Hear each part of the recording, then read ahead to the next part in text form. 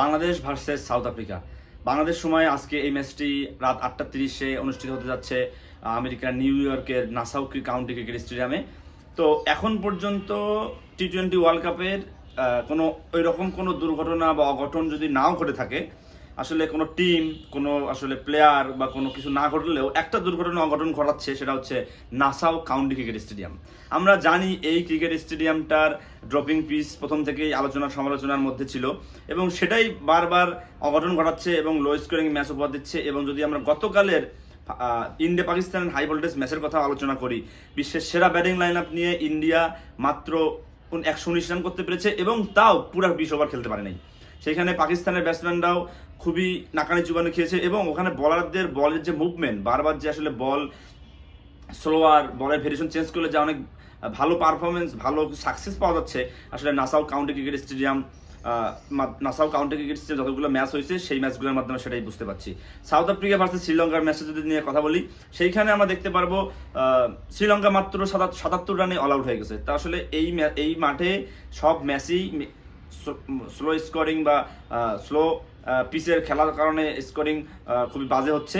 আমরা আশা করতেছি আজকে বাংলাদেশ সাউথ আফ্রিকা ম্যাচটাও লো স্কোরিং ম্যাচ হবে এবং এই জায়গায় বাংলাদেশের ক্রিকেটের বাংলাদেশ টিমের জন্য একটা পজিটিভ দিক, কারণ আমরা জানি বিষয়টা শুনতে খারাপ লাগলেও বাংলাদেশ টিম সবসময় লো স্কোরিং ম্যাচগুলোতেই ভালো খেলে এবং তাদের সাকসেস রেটটা আসলে লো স্কোরিং ম্যাচেই সবচেয়ে বেশি।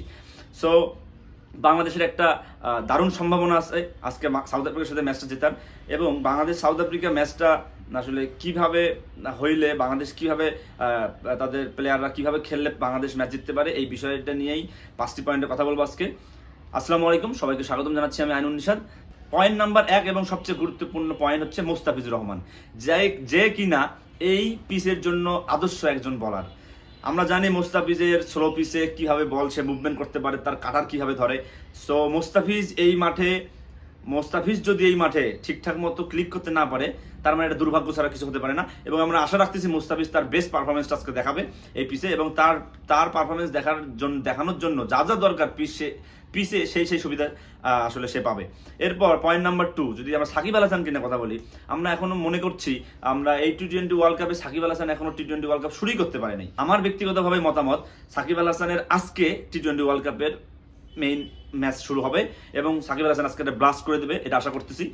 এবং তারপর 3 নম্বর পয়েন্টে যদি আমরা আসি, 3 নম্বর পয়েন্ট হচ্ছে রিশাদ হোসেন। আমাদের আসলে দীর্ঘদিনের একটা আক্ষেপ ছিল বাংলাদেশে বাংলাদেশ লেগ স্পিনার সংকটে ভুগতেছে এবং আমাদের রিশাদ হোসেন যেভাবে পারফর্ম করছেন, খুব বেশি না হলেও যে কয়টা ম্যাচে খেলছেন যেভাবে পারফর্ম করছেন, তাতে আসলে আমরা টিম ম্যানেজমেন্ট, আমরা ক্যাপ্টেন সবাই সন্তুষ্ট।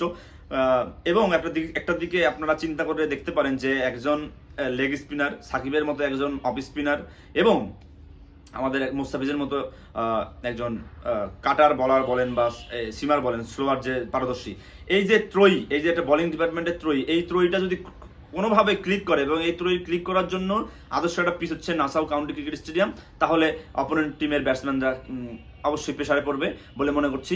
4 নম্বর পয়েন্টে যদি আসি, আমরা দেখতে পেলাম গত ম্যাচে শরীফুল ইসলাম আসলে ইনজুরিতে পড়ে গেছিলেন এবং শরীফুল ইসলাম দুর্দান্ত ফর্মে আছে আমরা জানি, যদিও তাসকিন আহমেদও ফর্মে আছে, কিন্তু শরীফুল ইসলামকে আজকে আমরা প্র্যাকটিস সেশনে কোনো রকম ব্যান্ডেজ ছাড়াই ভালো একদম সঠিকভাবে ঠিকঠাক মতো প্র্যাকটিস করতে দেখলাম। হয়তো বা শরীফুল ইসলাম একাদশে ইনক্লুড হতে পারেন, তো এটা একটা পয়েন্ট, এটা আসলে বোলিং ভেরিয়েশনটা আরো বাড়বে।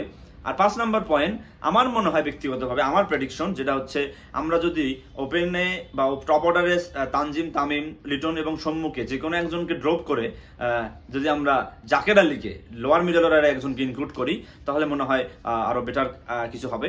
এটা যদি আমার ব্যক্তিগত প্রেডিকশন। এই বিষয়ে আপনারা কি বলবেন, আপনাদের মতামত জানতে চাই। আপনারা কি আমার সাথে একমত কিনা কমেন্ট বক্সে জানাবেন। এখন যদি সাউথ আফ্রিকার ব্যাটিং লাইন আপের দিকে তাকাই, তাদের ব্যাটিং লাইন আপে কিলার মিলার এবং হচ্ছে কুইন্টন ডিকক ছাড়া মোটামুটি বাকি সবাই বলতে মোটামুটি 5-6 জন ডানহাতি ব্যাটসম্যান।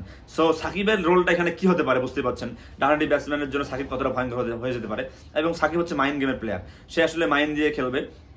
তো সর্বসাকল্যে সব দিক বিবেচনায় যদি বাংলাদেশের ব্যাটসম্যানরা 120 বল পর্যন্ত খেলতে পারে, এই কথার প্রেক্ষিতে আর একটা কথা বলি, সকালে আমরা ম্যাচে দেখতে পেরেছি ইন্ডিয়ার মধ্যে ব্যাটিং লাইন আপ 120 বলেই খেলতে পারে নাই। আসলে এই ম্যাচে এই মাঠে শুধুমাত্র এই ম্যাচের কথা বলতেছি, যেটা নাসাউ ক্রিকেট কাউন্টি স্টেডিয়াম হবে, এই মাঠে 120 বল খেলাটা খুব ইম্পর্টেন্ট।